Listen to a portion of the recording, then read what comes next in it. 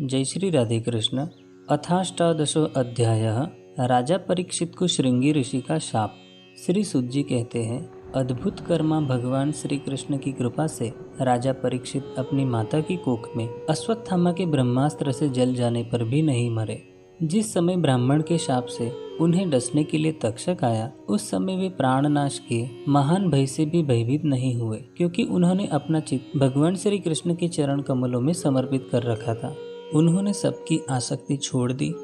गंगा तट पर जाकर श्री सुखदेव जी से उपदेश ग्रहण किया और इस प्रकार भगवान के स्वरूप को जानकर अपने शरीर को त्याग दिया। जो लोग भगवान श्री कृष्ण की लीला कथा कहते रहते हैं, उस कथामृत का पान करते रहते हैं और इन दोनों ही साधनों के द्वारा उनके चरण कमलों का स्मरण करते रहते हैं, उन्हें अंतकाल में मोह नहीं होता है। जब तक पृथ्वी पर अभिमन्यु नंदन महाराज परीक्षित सम्राट रहे, तब तक चारों ओर व्याप्त हो जाने पर भी कलयुग का कुछ भी प्रभाव नहीं था।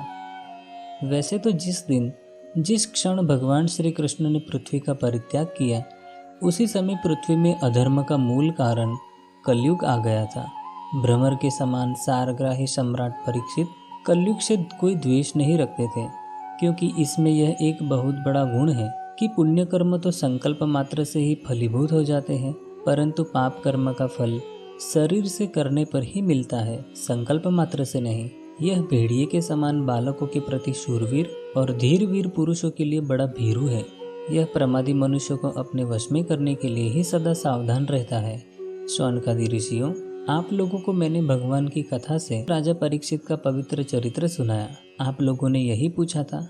भगवान श्री कृष्ण कीर्तन करने योग्य बहुत सी लीलाएं करते हैं, इसीलिए उनके गुण और लीलाओं से संबंध रखने वाली जितनी भी कथाएं हैं, कल्याणकामी पुरुषों को उन सब का सेवन करना चाहिए। ऋषियों ने कहा, सौम्य स्वभाव सूत जी, आप युग युग जिए, क्योंकि मृत्यु के प्रवाह में पड़े हुए हम लोगों को आप भगवान श्री कृष्ण की अमृतमयी उज्जवल कीर्ति का श्रवण कराते हैं। यज्ञ करते करते उसके धुएं से हम लोगों का शरीर धूमिल हो गया है, फिर भी इस कर्म का कोई विश्वास नहीं है। इधर आप तो वर्तमान में ही भगवान श्री कृष्ण के चरण कमलों का मादक और मधुर मधु पिलाकर हमें तृप्त कर रहे हैं। भगवत प्रेमी भक्तों के लव मात्र के सत्संग से स्वर्ग एवं मोक्ष की भी तुलना नहीं की जा सकती। फिर मनुष्य के तुच्छ भोगों की तो बात ही क्या है।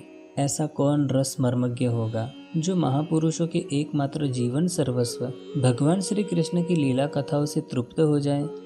समस्त प्राकृत गुणों से अतीत भगवान के अचिंत्य अनंत कल्याणमयी गुणगानों का पार तो ब्रह्मा, शंकर आदि बड़े बड़े योगेश्वर भी नहीं पा सके। विद्वन, आप भगवान को ही अपने जीवन का ध्रुव तारा मानते हैं, इसीलिए आप सत्पुरुषों के एकमात्र आश्रय भगवान के उदार और विशुद्ध चरित्रों का हम श्रद्धालु श्रोताओं के लिए विस्तार से वर्णन कीजिए। भगवान के परम प्रेमी महाबुद्धि परीक्षित ने श्री सुखदेव जी के उपदेश किए हुए जिस ज्ञान से मोक्ष स्वरूप भगवान के चरण कमलों को प्राप्त किया, आप कृपा करके उस ज्ञान और परीक्षित के परम पवित्र उपाख्यान का वर्णन कीजिए, क्योंकि उसमें कोई बात छिपाकर नहीं कही गई होगी और भगवत प्रेम की अद्भुत योग निष्ठा का निरूपण किया गया होगा।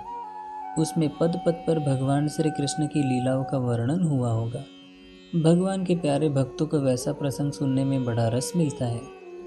श्री सुत जी कहते हैं, विलोम जाति में उत्पन्न होने पर भी महात्माओं की सेवा करने के कारण आज हमारा जन्म सफल हो गया, क्योंकि महापुरुषों के साथ बातचीत करने मात्र से नीच कुल में उत्पन्न होने की मनोव्यथा शीघ्र ही मिट जाती है। फिर उन लोगों की तो बात ही क्या है जो सत्पुरुषों के एकमात्र आश्रय भगवान का नाम लेते हैं। भगवान की शक्ति अनंत है, वे स्वयं अनंत है।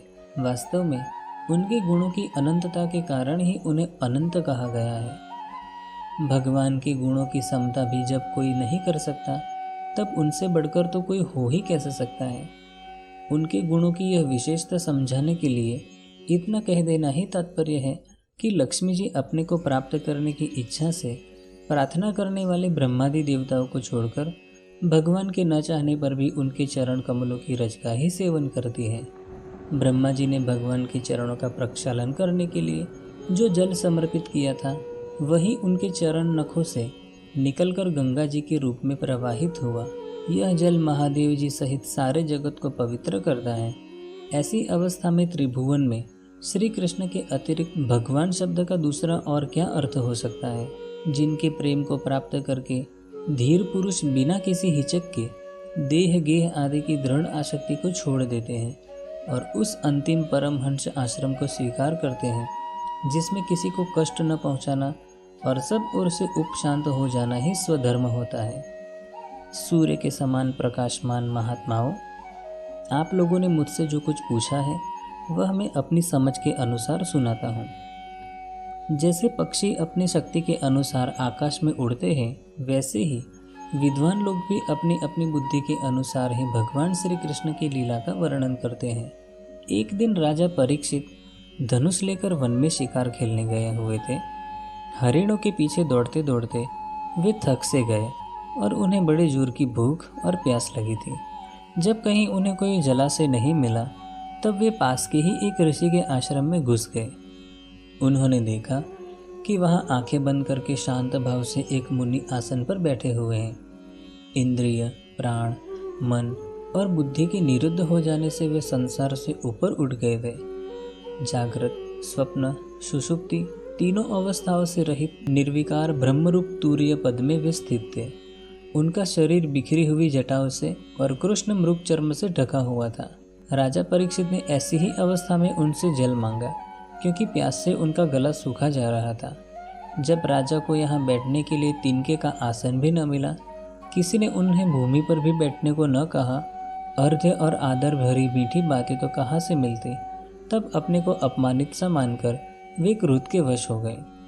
शौनक जी, वे भूख प्यास से छटपटा रहे थे, इसलिए एकाएक उन्हें ब्राह्मण के प्रति ईर्ष्या और क्रोध हो आया। उनके जीवन में इस प्रकार का यह पहला ही अवसर था।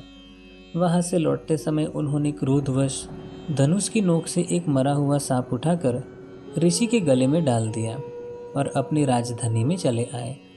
उनके मन में यह बात आई कि उन्होंने जो अपने नेत्र बंद कर रखे हैं, सो क्या वास्तव में उन्होंने अपनी सारी इंद्रिय वृत्तियों का निरोध कर लिया है, अथवा इन राजाओं से हमारा क्या प्रयोजन है। यो सोचकर उन्होंने झूठ मूठ समाधि का ढोंग रच रखा है। उन शमीक मुनि का पुत्र बड़ा तेजस्वी था। वह दूसरे ऋषि कुमारों के साथ पासी में खेल रहा था। जब उस बालक ने सुना कि राजा ने मेरे पिता के साथ दुर्व्यवहार किया है, तब वह इस प्रकार कहने लगा, ये नरपति कहलाने वाले लोग उच्छिष्ट भोजी कौओं के समान संड मुसंड होकर कितना अन्याय करने लगे हैं। ब्राह्मणों के दास होकर भी ये दरवाजे पर पहरा देने वाले कुत्ते के समान अपने स्वामी का ही तिरस्कार करते हैं। ब्राह्मणों ने क्षत्रियों को अपना द्वारपाल बनाया है।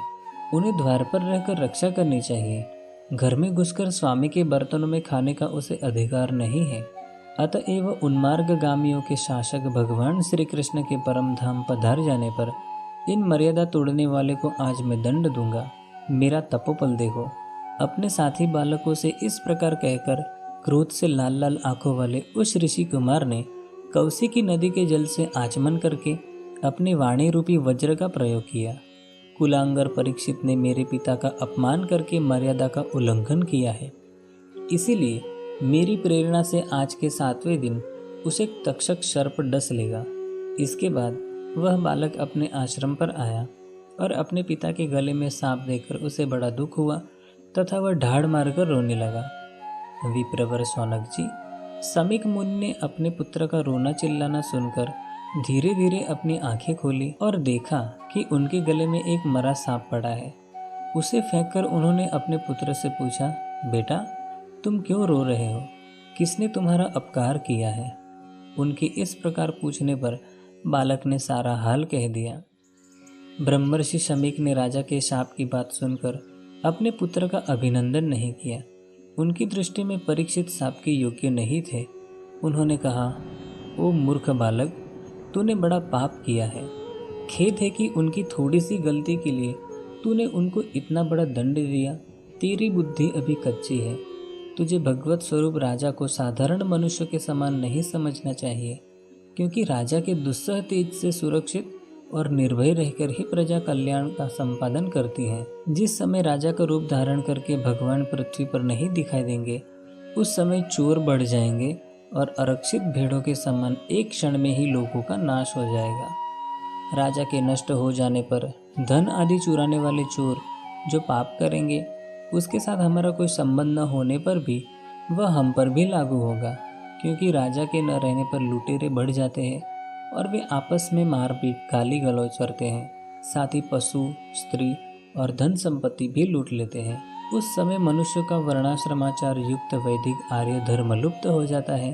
अर्थ, लोभ और काम वासना के विवश होकर लोग कुत्तों और बंदरों के समान वर्ण संकर हो जाते हैं। सम्राट परीक्षित तो बड़े ही यशस्वी और धर्म धुरंधर हैं।